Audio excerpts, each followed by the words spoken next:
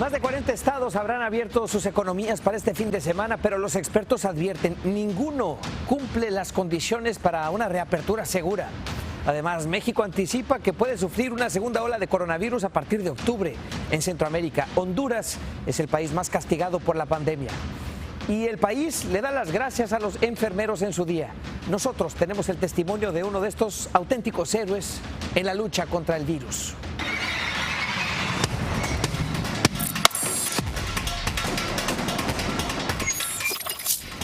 Buenas noches. El presidente Trump aseguró que el panel de expertos que lidera la respuesta del gobierno a esta pandemia seguirá en marcha. Apenas ayer él y el vicepresidente Mike Pence habían dicho que lo iban a desmantelar en junio. Hoy se retractan. Trump además insistió en la reapertura del país a pesar de los riesgos. Hoy por hoy hay más de 1.200.000 casos, más de 73.000 muertes en todo Estados Unidos. Y hoy se supo que los primeros casos en el país no ocurrieron en el estado de Washington o en California como se pensaba. Antes hubo algunos casos en Florida. Al menos 170 personas presentaron síntomas en ese estado entre el 31 de diciembre y el 29 de febrero. Pero todas fueron diagnosticadas con influenza porque, todavía no había pruebas de COVID-19. La reapertura de la economía avanza a pesar de los riesgos. Más de 40 estados habrán levantado parcialmente las restricciones para este fin de semana. Los expertos advierten que casi ninguno de ellos cumple los requisitos que se habían establecido para reabrir. Número 1, una baja en el número de casos por al menos 2 semanas. Pruebas suficientes para diagnosticar a cualquier persona con síntomas. Y por último, un sistema de salud con capacidad para tratar a todos los pacientes, no solo a los de COVID-19. Ningún estado los cumple por ahora. Según las métricas, solamente 12 estados se mueven en la dirección correcta. Mientras en un tercio del país, incluyendo Texas y Virginia, los contagios siguen aumentando. Y hoy, entre todo, es el Día de los Enfermeros, un día que tiene un simbolismo especial en estos tiempos. Las muestras de gratitud hacia ellos se han multiplicado. En Los Ángeles, bomberos y policías realizaron una caravana en honor a los trabajadores de la salud que arriesgan su vida para poder salvar las de los demás. Los enfermeros y las enfermeras son los héroes que luchan en la primera línea de esta pandemia. Y como una forma de reconocimiento a su labor, hemos invitado esta noche a un soñador que ahora trabaja como enfermero en el Hospital Metodista de Houston, Javier Quiroz. Muchas gracias, Javier, por estar con nosotros. Buenas noches y felicidades en este día. Buenas noches y muchas gracias por la oportunidad de estar aquí para contar mi historia. Cuéntanos, Javier, ¿cómo te sientes? Debes sentirte muy orgulloso de trabajar como enfermero en estos tiempos tan difíciles, tan importantes en el ámbito de la salud, y además tú como un dreamer. Como dreamer es un orgullo estar aquí como ejemplo para contar mi historia. Definitivamente me siento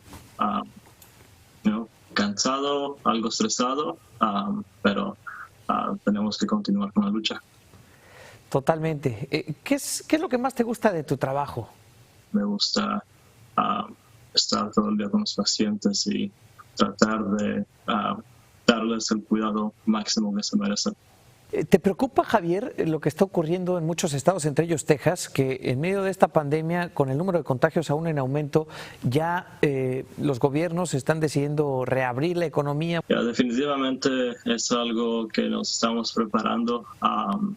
Ha habido pláticas en mi trabajo de el round número 2, como le llamamos. Dices round como una pelea de box, ¿así lo ves? La verdad sí, porque es una pelea y es difícil y hasta ahorita con los números que vamos, creo que vamos ganando. ¿Qué mensaje tienes para tus compañeros, amigos enfermeros en este día? A todos los enfermeros y enfermeras y doctores, mucha suerte en su batalla, especialmente a todos los recipientes de DACA. Mucho ánimo y les deseo lo mejor. Nosotros nos merecemos mucho más de lo que nos han dado. Definitivamente quiero que nos den algún paso a la ciudadanía y no nomás a nosotros, sino a muchos otros inmigrantes. Totalmente, Javier. Pues yo te agradezco mucho tu ejemplo, tu testimonio, tu trabajo en estos momentos tan importantes. Gracias por estar con nosotros. Buenas noches. No, muchísimas gracias a ustedes. Buenas noches. Y felicidades a todos los enfermeros.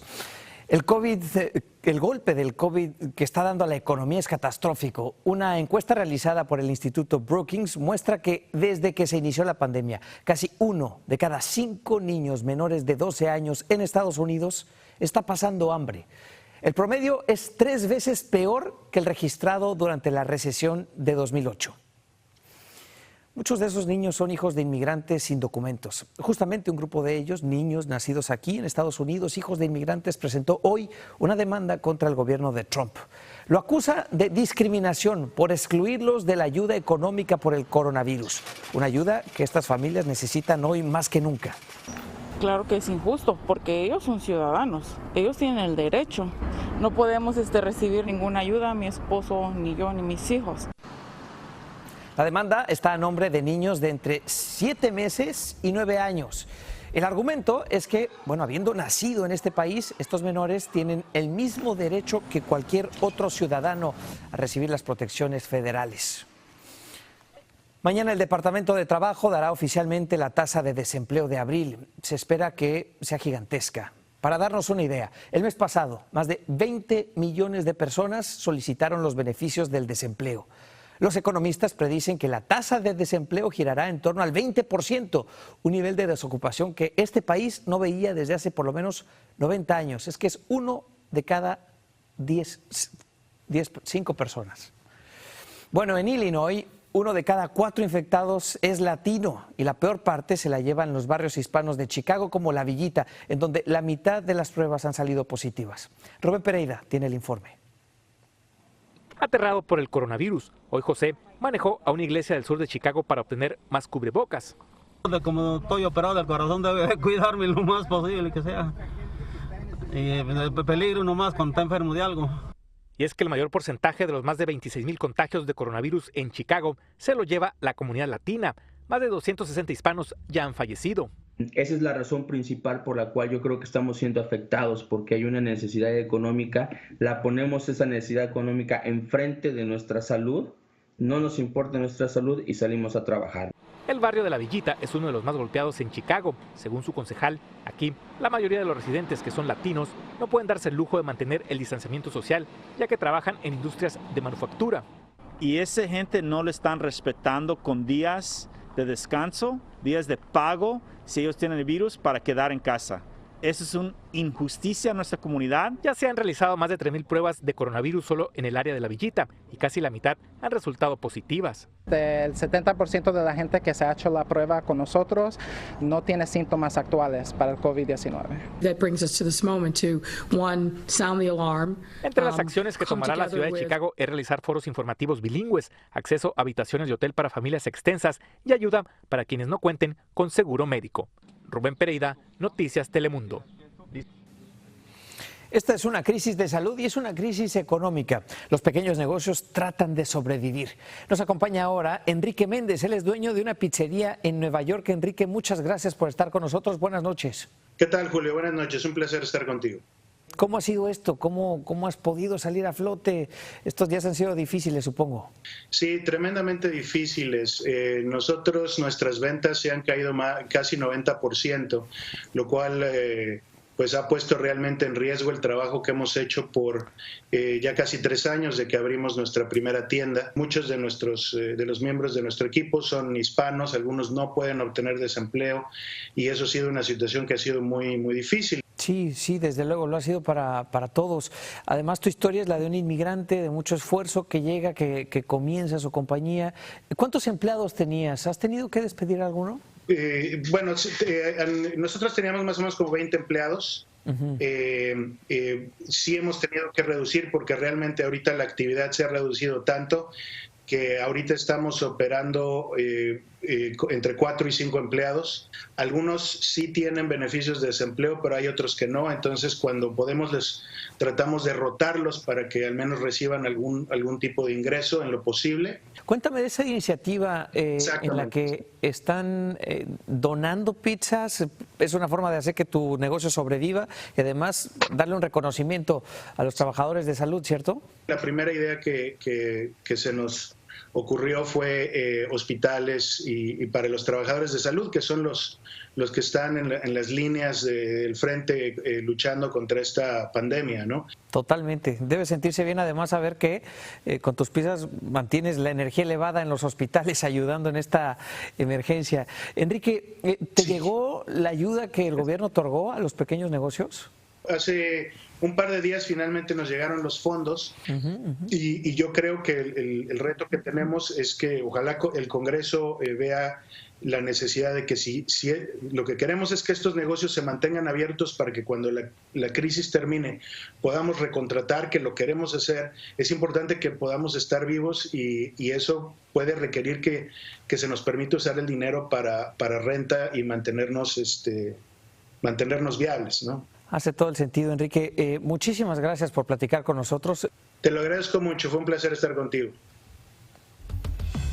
Bueno, si usted es propietario de una pequeña empresa y necesita ayuda, puede encontrar información valiosa en telemundo.com/nuestros negocios. Y aquí le va un buen dato. El número de personas contagiadas y recuperadas por COVID-19 en Estados Unidos alcanza casi los 190,000 casos. Una de ellas es Ruthie, una madre latina en Florida que gracias a un tratamiento innovador con células madre pudo salvar su vida. Carla Mesola nos presenta su historia. Así fue recibida Ruthie Ramírez al salir del hospital, entre porras y el largo abrazo de sus hijos a los que no veía desde mediados de abril. A sus 32 años, Ruth, trabajadora del Instituto de Cáncer de Miami, sufrió un fallo respiratorio y estuvo a punto de morir a causa del coronavirus. Pero gracias a un tratamiento de células madre procedentes del cordón umbilical, superó la enfermedad. Se tomaron el riesgo para poder hacerlo conmigo y saber que yo tomar el chance de salvarme la vida. Tras aplicarle la infusión, redujeron un 50% la ayuda del respirador artificial hasta que dejó de necesitarlo en solo días. La compañía de biotecnología Restem, con la ayuda del Hospital Baptist Health de Miami, pudieron aplicarlas en 3 pacientes. En ciertos casos que pueden estar muy críticos y no tienen ninguna otra cosa que pueden usar en estos casos, se tratan y mejoran. Hemos encontrado unos resultados fantásticos, los cuales nos impulsan a pensar que este tratamiento pudiera ser una auténtica novedad dentro de las posibilidades de curación de estos pacientes. La FDA aprobó el uso de emergencia en esos pacientes y estudian los resultados para la autorización formal. Y si ha dado tan buenos resultados, ¿qué se necesita para que la FDA lo pueda aprobar? Tenemos la prueba más o menos ya para poder seguir los pasos de lo que se llama un estudio clínico oficial que vamos a hacer nosotros, que va a ser en 60 pacientes. Carla Mesola, Noticias Telemundo.